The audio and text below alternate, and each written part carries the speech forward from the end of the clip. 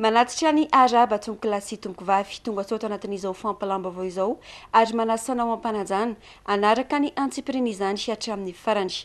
Vao makasika ny fiatriana ny fifidianana andefa manam-pahaizana manokana anaramaso ny fizotra ny fifidianana filoham-pirenena atao eto amintsika ny vondrona afrikanina araka nambarany Ahmed Youssouf solitena maritry ny vondrona afrikanina eto Madagasikara tanjona kendrena raha ny fanazavany sy ny mangarahara ilamina ny fifidianana ny vondrona afrikanina rahateo dia resy lahatra fa ny fifidianana no lalana ampandroso any Madagasikara amin'izao toejava-misy eto amintsika izao. Fanampanazavana.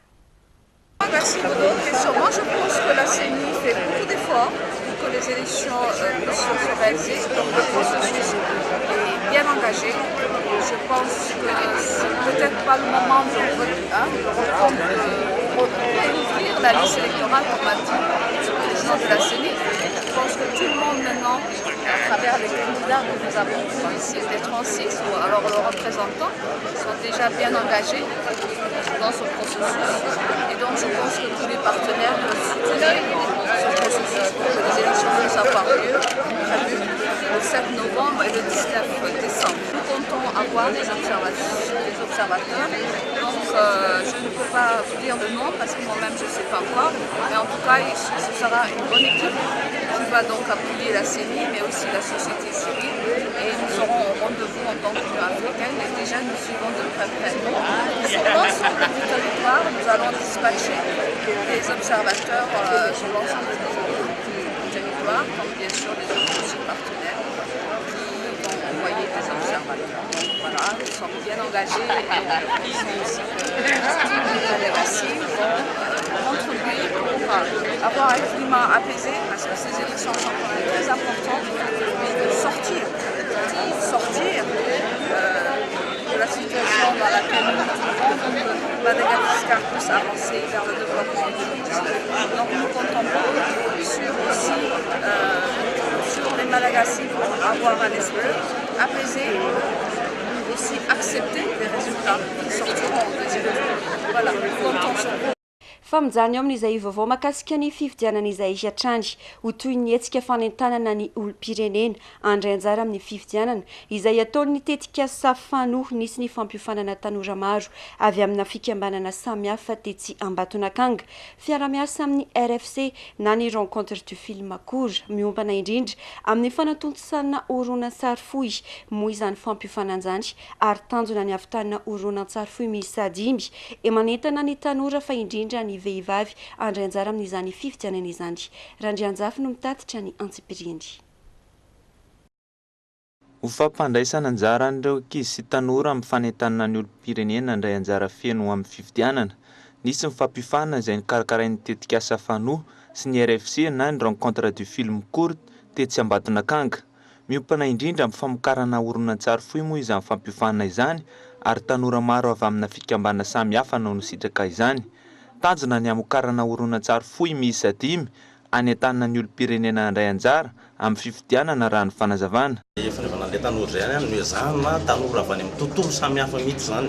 Zany hoe misy ihany ireo eritreretana efa ho tanora mety hoe mbola tsy ampy taona fa eritreretana tsady hoe afaka manentana ireo olona inona ireo olon-dehibe mety efa afaka hifidy mahay hifidy. Zany hoe mbola ankizy izy ireo ny sasany manentana sady ny olona tsirairay mba ho tompona andraikitra ary tsy ho vitanao tompona andraikitra fotsiny mandritran'ilay fifidianana fa ho mpandray andraikitra koa ary andray andraikitra trany.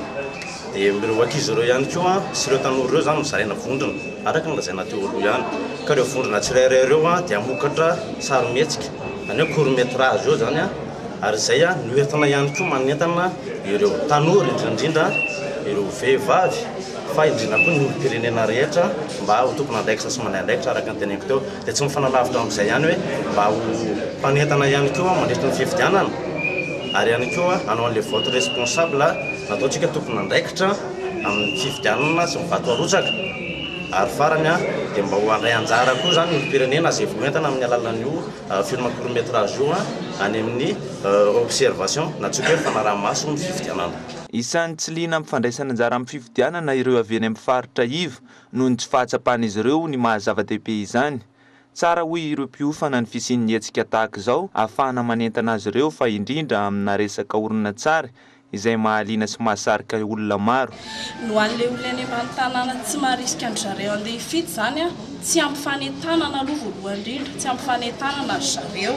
Dia zay no mahatonga anay zany hoe manentana ry zareo hoe mba handray andraikitra sy hifidy, satria efa ohatrany efa tsy maharisika intsony zareo fa na iza lany eo a dia tsy miova mihitsy ny hoe ambany tanàna foana zareo hoe ohatr'izay foana ny fiainatry zareo. Dia amin'ny alalan'ny famokarana hira na sary mihetsika ohatr'izao atao zao no afaka hisintomana an'ilay olona, atao mifanaraka amin'ny toe-tsainan'ilay olona hoe eny ambany tanàna no anaovana an'ilay izy. Dia izahay tsy afaka ny anao an'izao anefa fa tsy maintsy nakatrakefa manao manatrika an'izao formation izao dia zava-dehibe ho anay ilay izy, satria horeharehan'ilay associationnay avy eo amin'ny ONG RD mokotrakefa mijanona ho anay manokana. Nanomboka ny alakamisy teo moa ity fampifanana natao tetsy Ambatonakanga ity ary ny farana tamin'ity androany ity. Fanatsangana tao amin'ny distrika ny Manjakandriana ny herinandro teo ny fikambanana Tama tanora aktifa ny Manjakandriana antonana anganana azy ity ny ampivoarana ny tanora eo amin'ny sehatry ny asa sy ny fampifanana arak'asa fa ihany koa andraisana anjara amin'ny fiainam-pirenena indrindra amin'ny fandehanana mifidy amin'ny fifidianana filoham-pirenena. Ndeo rahantsika ny fanadihadiana. Efa mipaka manerana ny faritra 2020 zao ny fikambanana Tama na tanora aktifa ny Madagasikara izay miahy sy manome sehatra manokana ny tanora. Ka teto amin'ny distrika ny Manjakandriana no nanomboana ny fametrahan'izany tamin'ny fomba ofisialy ary ezahana ho tafapetraka alohan'ny fanatanterahana ny fifidianana any amin'ireo ratsamangaka rehetra any amin'ny faritra hafa.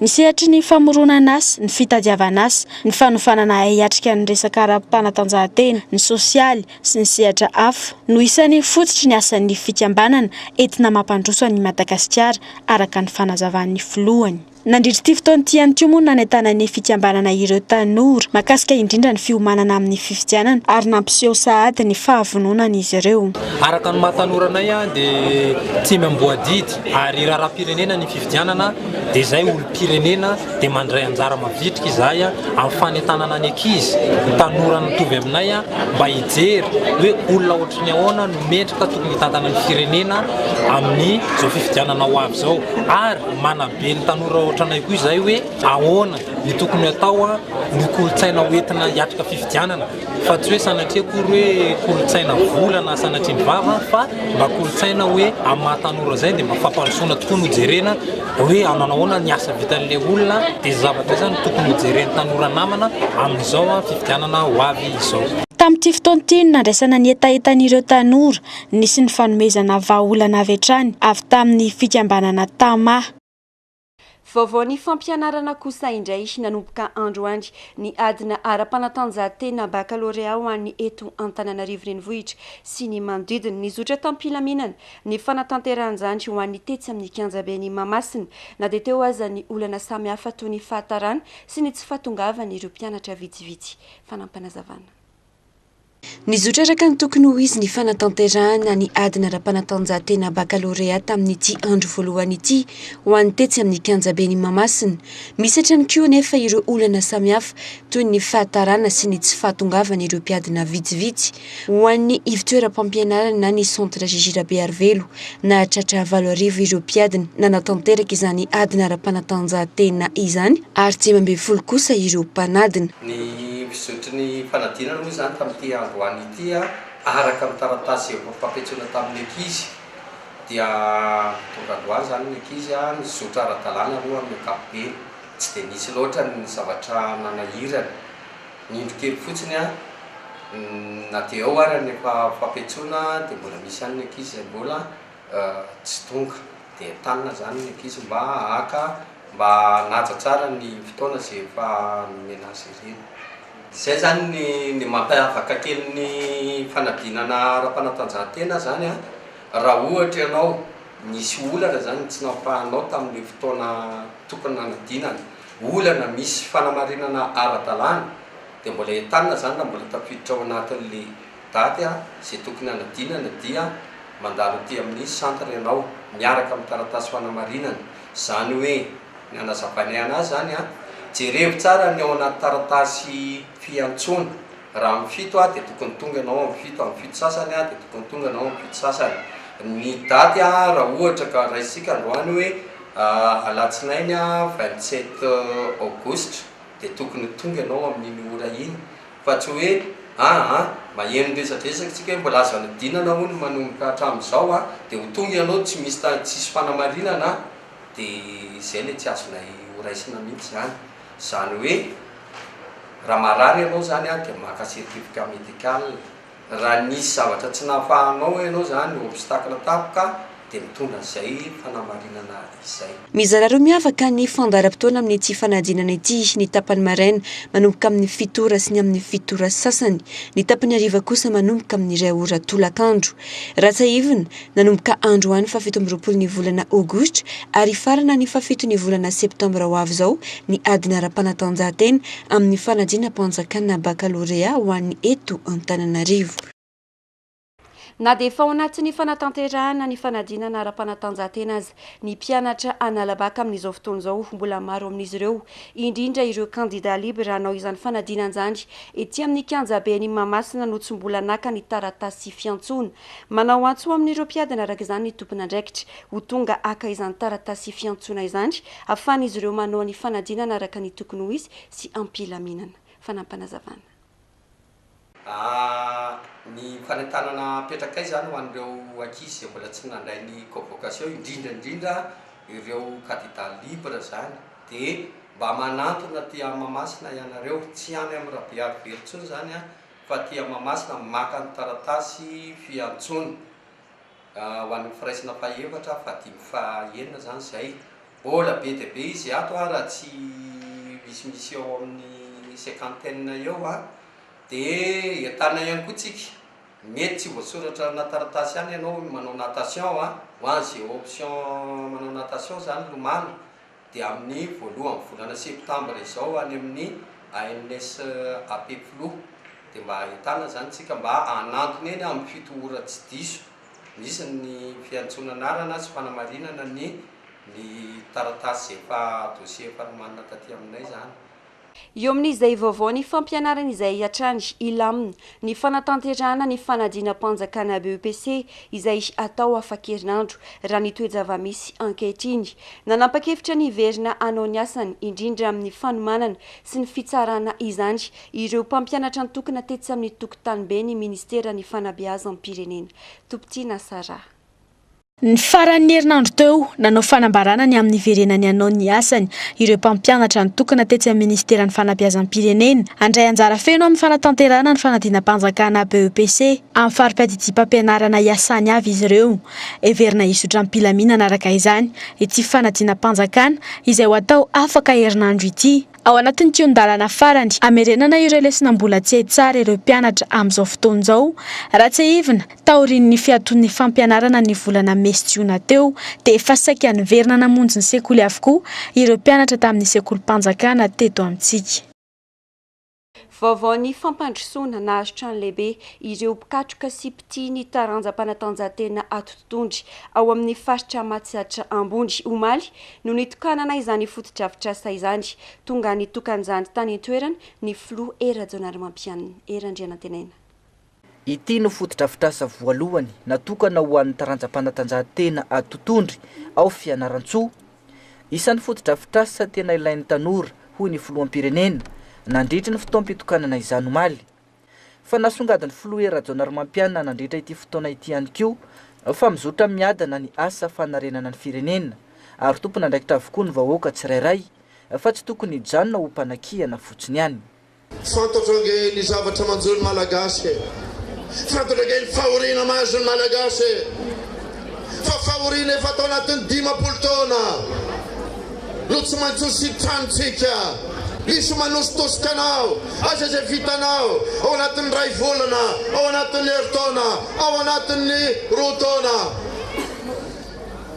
Izy ny tokony an-tantena, aizalay anjara brikinetiko ho an'ny fireneko. Za dia milaza aminao, fa tsy hanymetsiny izay tsy nahavita, tsy fombako ny mitodika any aoriana foana, fa fombako ny mijery makany aloha. Aza nisariako ny sainao androany, re tanora, rankeze, re vehivavy, re olo-pirenena, miara-mijery makany aloha isika amin'izao fotoana izao ao anatin'ny tena fisandratana ara-toetsaina, fisandratana ara-kolontsaina, fisandratany firenena zany no tanjona zay kendrentsika toko klasy toko vavy. Nisy ihany koa ny fitafana mivantana nataon'ny filoham-pirenena tamin'ny vahoaka ny Fianarantsoa nandritra ity fotoam-pitokanana zava-bita tany amin'ny toerana Omaly ity. Vaovaon'ny fahasalamana olona manana fahasairanana momba ny fiainona misa dimanjato no notolotra ny fikambanana iraisam-pirenena Starkey Herning Foundation fitaovam-piainona tetsy amin'ny hopitaly Andotapenaka Androany tafiditra anatin'ilay hetsika maneran-tany ho fanampiana ireo olona manana areti-tsofina sy ny olona ny tsy fianoana zany hetsika izany araka ny fanazavan'ny tompon'andraikitra Erandrianantenena. Maimaim-pona ny fanomezana ity karazam-pitaovana fampiasan'ny olona manana olana amin'ny fiainona ity ho an'ireo olona tonga tety Andotapenaka Androany raha toka mitentina $10 ny vidiny anankiray. Afaka mampiasa azy avokoa na dia ireo olona marenina trany amboka azy araka ny fanazavana nomeny mpitsabo. Manao ny fiodinana eran'ny Afrika ry zareo dia Androany no fotoana andalovana eto Madagasikara Antananarivo ary mbola mitohana Tomasina amin'ny Ravakapitso. Ty hetsika ty dia ireo olona zay matsapa fa somary sahirana raha mpianona zany no tonga eto anomezana azy an'ireo appareil ireo ary mbola misy ihany koa karazana fitsapana ahafahana mahafantatra hoe tena mila an'le fitaovana marina ve le olona sa tokony tsy mila dia zay hita fa tokony mila no mahazo an'le fitaovana zany dia ireo olona ireo moa zany aoriana mbola tsy maintsy ho araha-maso ny fomba fiasan'iny appareil iny fa tsy vitany hoe namena fotsiny dia misy programma efa mipetraka koa moazay isam-bolana dia misy ekipa manao ny fanaraha-maso an'ireny olona sahirana amin'ny appareil ireny. Betsaka ny malagasy no manana olana ara-piainona. Maro ihany koa ny antony mahatonga izany, ao ohatra ny aretina toy ny tsy tonga andronono, ny fanterana, fa isan'ny teraka olana ho an'ny ankamaroan'ny olona amin'izao fotoana izao ihany koa ny zava-maneno mafy loatra, indrindra fa ny fampiasana ireny écouteur ireny. Ny tena betsaka hita dia vogatry ny fisian'ny tontolo andronono hatramin'ny fahazaza eo amin'ny olona anankiray dia mampiana fandrenesana iny ary miaraka amin'ny fahafatesana ampongatsofina ary matetika dia hoety mandra-palehibe iny le tsy fandrenesana tsara dia reny azo avotana amin'ny alalan'ny fitsaboana ary koa fanomezana appareil sahala amin'izao. Fa misy koa ireo antony hafa nitranga noho ny ohatra hoe tsy fahazakana fanafody amin'ny olona anankiray. Misy fanafody voaterina ampiasaina dia tsy zakany sofina le izy. Mety olona miasa amin'ny toerana tabataba misy tabataba mafy mandritra amin'ny fotoana maritra dia tsy maintsy tratra ny fianarana fandrenesana ihany koa. Ao ny vokatry ny aretina mahery izay nandalo tamin'ny olona indrindra ireo karazana atao hoe meningite amin'ny ankizy dia mitarika fandrenesana fianarana fandrenesana daholo zany. Fa marobe ireo antony na io ary ny fiakaran'ny taona fotsiny amin'ny zokiolona dia mampidina ny fandrenesana ara-natoraly zay. Mahava olana ity fitaovana ity araka ny nambaran'ireo olona nahazo azy, saingy nambaran'ny mpitsabo fa tsy misy tsara mihoatra ny fisorohana manoloana ireo tranga mety ampiteraka areti-tsofina. Vaovao hafa tanteraka kosa indray napetraka teo ambany faneva ny herinandro teo ny andiany fa 2020 ny fenitra taona 2024 ao amin'ny sekolim-pirenena ho an'ny inspecteur sy ny agent de police na ny ENIAP any Antsirabe.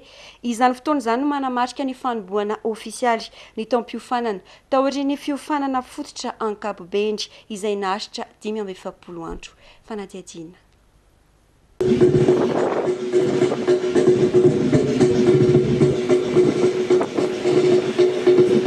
Roa amby zato sy arivo no isan'ny Tindramiry ity, 100 mpianatra ho inspecteur de police ary 8 ny vehivavy amin'izy ireo. 2 sy arivo kosa no mpianatra ho agent de police, ahitana vehivavy misy 30 Aharitra 12 volana ny fiofanan'izy ireo izay isy fampianarana an-tsekoly sy fampiarana eny am-perinasy. Nanaty centre amin'ny vinany Andriamatoa ministry ny filaminam-bahoaka nandritra izao fotoana izao mba hanana ny polisy mahavita azy voafehy ary mendrika. Amin'ny ankapobeny moa ny resaka filaminana mety anevon'ny polisy pirenena efa fantatritsika amin'ny andraisana ny tena filaminam-bahoaka nametraka ny laminasa ary ny tanjona dia ny fampandrina ny fahalemana amin'ny ankapobeny izay efa asan'ny polisy-pirenena sy ny mpitandro filaminana andavanandro. Ny faharoa dia ny hitantsika ny fanomanana ny fifidianana. Rehefa nametraka ihany koa izay taton'ivy ministera ny filaminana vahoaka ny akanjona izay nametrahana ny filaminana ny aloha mandritra ny renany fifidianana. Dia iny fanadiadiana teo iny ihany koa no manakatona ny fiarana tamin'izao alina izao mankasitraka fiainana tany tokantrano nanaraka ny antsipirina izany hatramin'ny farany mame fotoananao rampitso amin'ny ora mahazatra veloma tompoko.